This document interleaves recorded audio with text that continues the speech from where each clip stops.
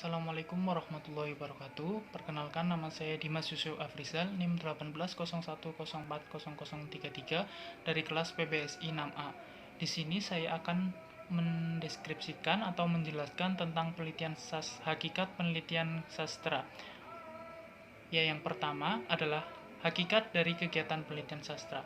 Penelitian sastra pada hakikatnya adalah proses bertemunya antara pencipta karya sastra dengan karya sastra yang dihasilkan. Penelitian sastra berkaitan dengan analisis teks.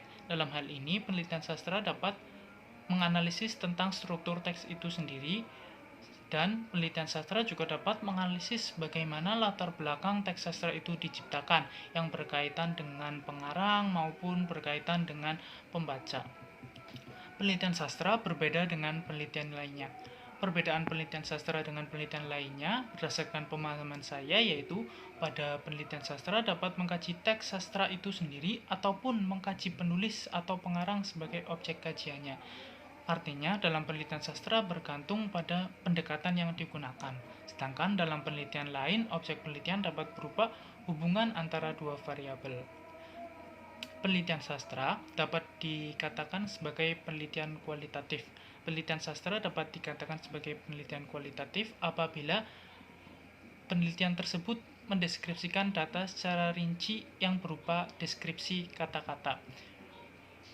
Penelitian sastra sebagai penelitian kualitatif itu bersifat elaborasi, artinya peneliti dapat mengembangkan atau menggali informasi lebih dalam terhadap objek penelitian dengan tidak bergantung pada pengukuran numerik, melainkan data pada penelitian sastra yaitu data secara deskriptif.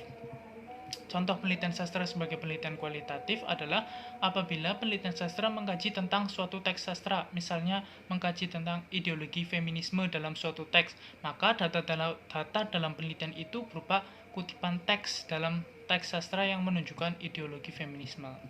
Selain sebagai penelitian kualitatif, penelitian sastra juga dapat disebut sebagai penelitian kuantitatif.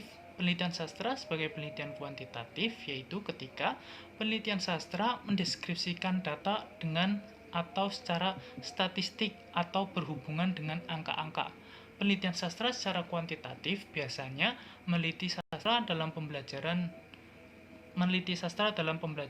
Penelitian kuantitatif biasanya terdapat dua variabel dalam penelitian tersebut. Contoh penelitian sastra sebagai penelitian kuantitatif adalah pengaruh pembelajaran menggunakan Instagram dengan kemampuan siswa menulis puisi. Dalam judul tersebut terdapat dua variabel, yaitu pembelajaran menggunakan Instagram dan kemampuan siswa menulis puisi.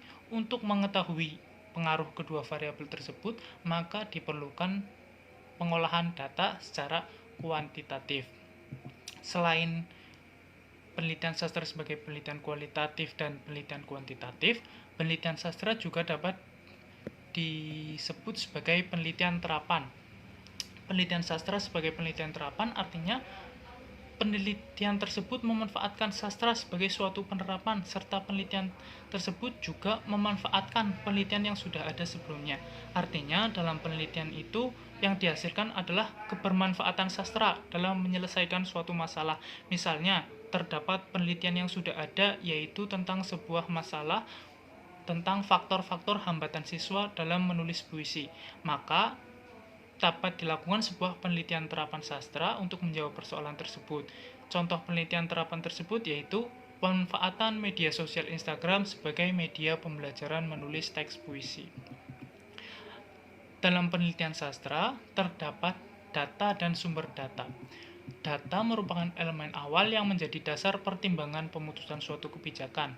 Secara sederhana, data adalah kumpulan fakta-fakta yang dapat memberi gambaran luas suatu keadaan, sedangkan sumber data adalah subjek dari mana data diperoleh. Data dan sumber data dalam penelitian sastra itu bergantung pada objek yang menjadi kajian dalam penelitian sastra tersebut.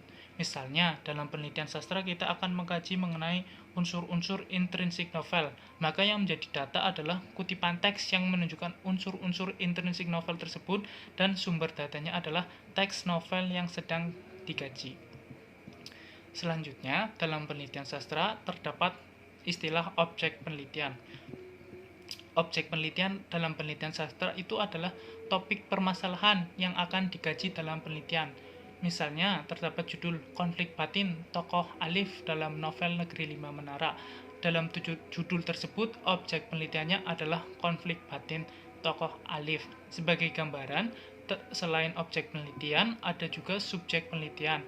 Jika objek penelitian adalah masalah yang sedang diteliti, subjek penelitian adalah dari mana sumber data itu diperoleh. Jadi dalam judul tadi konflik batin tokoh Alif dalam novel Negeri Lima Menara, jika yang menjadi objek penelitian adalah konflik batin tokoh Alif, maka yang menjadi subjek penelitian adalah novel Negeri Lima Menara.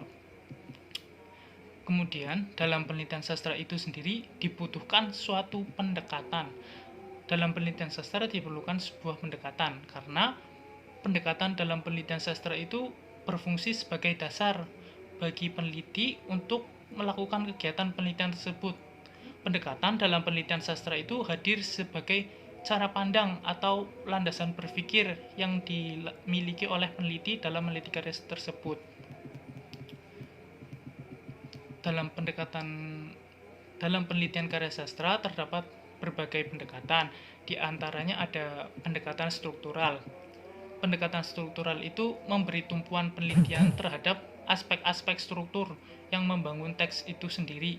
Dalam pendekatan struktural, biasanya penelitian sastra yang digaji adalah tentang tema, kemudian plot atau alur, kemudian ada perwatakan, ada tokoh, kemudian bahasa, latar, dan sudut pandang. Pendekatan selanjutnya ada pendekatan semiotik.